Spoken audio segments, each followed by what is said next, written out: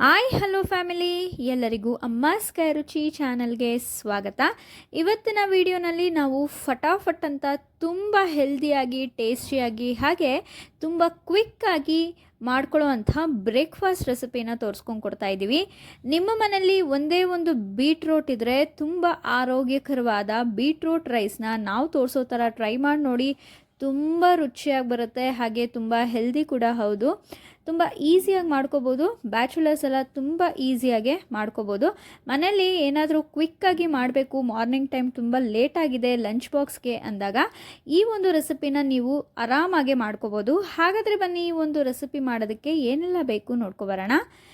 ಒಂದು ಬೀಟ್ರೋಟ್ನ ತುರಿದಿಟ್ಕೊಂಡಿದ್ದೀವಿ, 2 ಈರುಳ್ಳಿನ ಚಿಕ್ಕ ಚಿಕ್ಕದಾಗೆ ಕಟ್ ಮಾಡಿಟ್ಟಿದ್ದೀವಿ, ಹಾಗೆ 2ರಿಂದ 3 ಹಸಿಮೆಣಸಿನ್ಕಾಯಿನ ಉದ್ದಕ್ಕೆ ಕಟ್ ಮಾಡಿಟ್ಕೊಂಡಿದ್ದೀವಿ, ಸ್ವಲ್ಪ ಕೊತ್ತಂಬರಿ ಸೊಪ್ಪು ಹಾಗೆ ಗೋಡಂಬಿನ ಸ್ವಲ್ಪ ತೊಗೊಂಡಿದ್ದೀವಿ, ಸ್ವಲ್ಪ ಕರ್ಬೇವಿನ ಸೊಪ್ಪು, 1 ಅಥವಾ 1.5 ಟೇಬಲ್ ಸ್ಪೂನಷ್ಟು ಶುಂಠಿ ಬೆಳ್ಳುಳ್ಳಿ ಪೇಸ್ಟ್ನ ತೊಗೊಂಡಿದ್ದೀವಿ. ಇಲ್ಲಿ ನಾವು 1 ನಿಂಬೆ ಹಣ್ಣನ್ನು ತೊಗೊಂಡಿದ್ದೀವಿ, ಹಾಗೆ 1ರಲ್ಲಿ ಅರ್ಧ ತೊಗೊಂಡ್ರೆ ಸಾಕಾಗುತ್ತೆ. ಸ್ವಲ್ಪ ಅರಿಶಿಣ ಹಾಗೆ 1 ಟೇಬಲ್ ಸ್ಪೂನಷ್ಟು ಚಿಕನ್ ಮಸಾಲ, 1.5 ಟೇಬಲ್ ಸ್ಪೂನಷ್ಟು ಖಾರದ ಪುಡಿ, ಸ್ವಲ್ಪ ಸಾಸಿವೆ ಮತ್ತು ಜೀರಿಗೆ ಒಗ್ಗರಣೆಗೆ ತೊಗೊಂಡಿದ್ದೀವಿ, ಹಾಗೆ ರುಚಿಗೆ ತಕ್ಕಷ್ಟು ಉಪ್ಪು, ಮತ್ತು ಮಾಡೋದಕ್ಕೆ ನಾವಿಲ್ಲಿ ಸ್ವಲ್ಪ ಎಣ್ಣೆನ ಬಳಸ್ಕೊತಾ ಇದ್ದೀವಿ. ಈಗ ಹೇಗೆ ಮಾಡೋದು ಅಂತ ನೋಡೋಣ.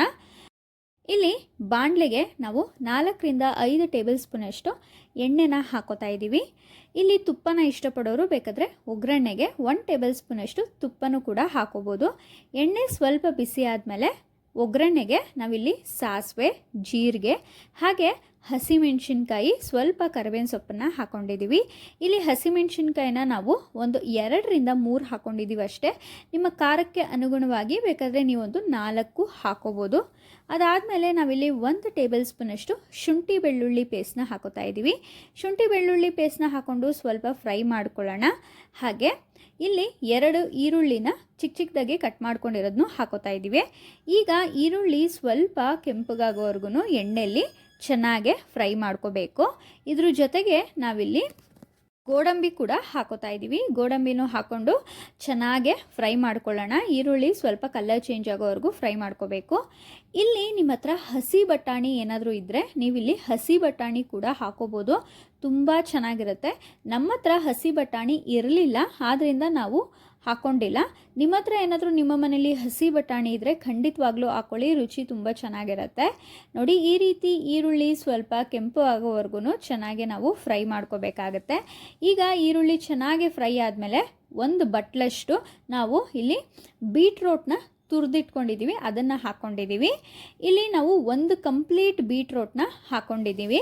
ನೋಡಿ, ಈ ರೀತಿ ಬೀಟ್ರೋಟ್ನ ಹಾಕಿದ್ಮೇಲೆ ಇಲ್ಲಿ ಸ್ವಲ್ಪ ರುಚಿಗೆ ತಕ್ಕಷ್ಟು ಉಪ್ಪನ್ನು ಹಾಕಿ ಚೆನ್ನಾಗೆ ಫ್ರೈ ಮಾಡ್ಕೋಬೇಕಾಗತ್ತೆ. ನೋಡ್ತಾ ಇದ್ದೀರಲ್ಲ, ಈ ರೀತಿ ಚೆನ್ನಾಗೆ ಫ್ರೈ ಮಾಡ್ಕೊಳ್ಳಿ. ಇಲ್ಲಿ ನಾವು ಒಂದು 4ರಿಂದ 5 ಜನಕ್ಕೆ ಆಗೋಷ್ಟು ಕ್ವಾಂಟಿಟಿನಲ್ಲಿ ತೋರಿಸ್ತಾ ಇದ್ದೀವಿ.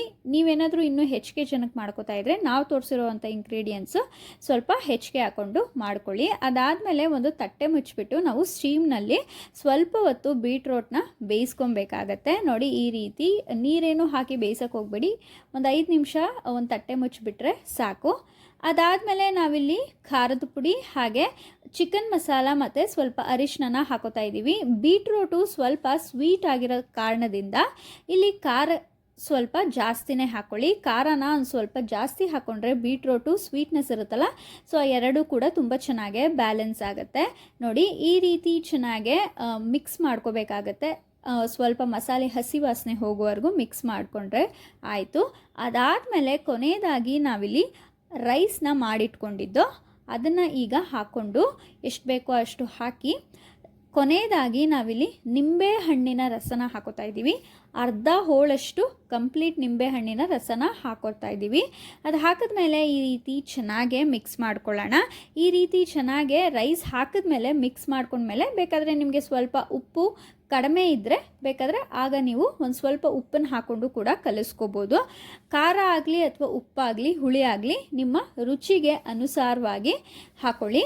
ನೋಡಿ, ಈ ರೀತಿಯಾಗಿ ಚೆನ್ನಾಗಿ ಮಿಕ್ಸ್ ಮಾಡಿಕೊಂಡು ಕೊನೆಯದಾಗಿ ಸ್ವಲ್ಪ ಕೊತ್ತಂಬರಿ ಸೊಪ್ಪು ಹಾಕಿ ಸರ್ವ್ ಮಾಡಿದ್ರೆ ಆಯಿತು. ತುಂಬ ಆರೋಗ್ಯಕರವಾಗಿರುವಂತಹ ಹಾಗೆ ತುಂಬ ರುಚಿಯಾಗಿ ತುಂಬ ಕ್ವಿಕ್ಕಾಗಿ ಆಗುವಂಥ ಬೀಟ್ರೋಟ್ ರೈಸ್ ರೆಸಿಪಿ ರೆಡಿಯಾಗೋಗುತ್ತೆ. ನೋಡೋದಕ್ಕೆ ಎಷ್ಟು ಚೆನ್ನಾಗಿ ಕಾಣ್ತಿದೆಯಲ್ವಾ, ಅದೇ ಥರನೇ ತಿನ್ನೋದಕ್ಕೂ ತುಂಬ ರುಚಿಯಾಗಿರುತ್ತೆ. ಯಾವಾಗಲೂ ಒಂದೇ ಥರ ರೈಸ್, ಚಿತ್ರಾನ್ನ, ಪುಳಿಯೋಗರೆ ಈ ರೀತಿ ತಿಂದು ಬೇಜಾರಾಗಿದ್ದರೆ ಖಂಡಿತವಾಗ್ಲೂ ಮಕ್ಳಿಗಾಗಿರ್ಬೋದು ಅಥವಾ ವಯಸ್ಸಾಗಿರೋರಿಗೆ, ದೊಡ್ಡವ್ರಿಗಾಗಿರ್ಬೋದು, ಈ ರೀತಿ ತುಂಬ ಆರೋಗ್ಯಕರವಾಗಿ ತರಕಾರಿನ ಬಳಸ್ಕೊಂಡು ಈ ಒಂದು ಸಿಂಪಲ್ ರೈಸ್ ರೆಸಿಪಿನ ಟ್ರೈ ಮಾಡಿ ನೋಡಿ. ತುಂಬ ಇಷ್ಟಪಟ್ಟು ತಿಂತಾರೆ. ಹಾಗೆ ಲಂಚ್ ಬಾಕ್ಸ್ ರೆಸಿಪಿಗಾಗಿರ್ಬೋದು, ನೈಟ್ ಟೈಮ್ ಒನ್ ಟೈಮ್ಗೆ ಡಿನ್ನರ್ಗಾಗಿರ್ಬೋದು ತುಂಬ ಮಾಡಿಸಿರುವಂಥ ಒಂದು ರೆಸಿಪಿ ಅಂತ ಹೇಳ್ತೀನಿ. ಈ ಒಂದು ರೆಸಿಪಿ ನಿಮಗೆಲ್ಲ ಇಷ್ಟ ಆಗಿದೆ ಅಂತ ಭಾವಿಸ್ತೀನಿ. ಇಷ್ಟ ಆಗಿದರೆ ಅಮ್ಮಾಸ್ ಕೈ ರುಚಿ ಚಾನಲ್ನ ಸಬ್ಸ್ಕ್ರೈಬ್ ಮಾಡ್ಕೊಳ್ಳಿ. ಹಾಗೆ ಲೈಕ್, ಶೇರ್, ಕಮೆಂಟ್ ಮಾಡೋದನ್ನ ಮರಿಬೇಡಿ. ಈ ಒಂದು ರೆಸಿಪಿನ ನಿಮ್ಮ ಫ್ರೆಂಡ್ಸ್ ಆ್ಯಂಡ್ ಫ್ಯಾಮಿಲಿ ಜೊತೆಗೂ ಶೇರ್ ಮಾಡಿ, ನೀವು ಕೂಡ ತಿಂದು ಎಂಜಾಯ್ ಮಾಡಿ ಅಂತ ಹೇಳ್ತಾ, ಇದೇ ಥರ ಇನ್ನೂ ಡಿಫ್ರೆಂಟ್, ಹೆಲ್ದಿ ಹಾಗೂ ಕ್ವಿಕ್ ರೆಸಿಪಿ ಜೊತೆಗೆ ನಿಮ್ಮ ಮುಂದೆ ಬರ್ತೀವಿ. ಅಲ್ಲಿವರೆಗೂ ಅಮ್ಮಾಸ್ ಕೈ ರುಚಿ ಚಾನಲ್ನ ಫಾಲೋ ಮಾಡ್ತಾಯಿರಿ. ಹಾಗೆ ಈ ಒಂದು ವಿಡಿಯೋ ನೋಡಿದ್ದಕ್ಕಾಗಿ ಎಲ್ಲರಿಗೂ ಧನ್ಯವಾದಗಳು.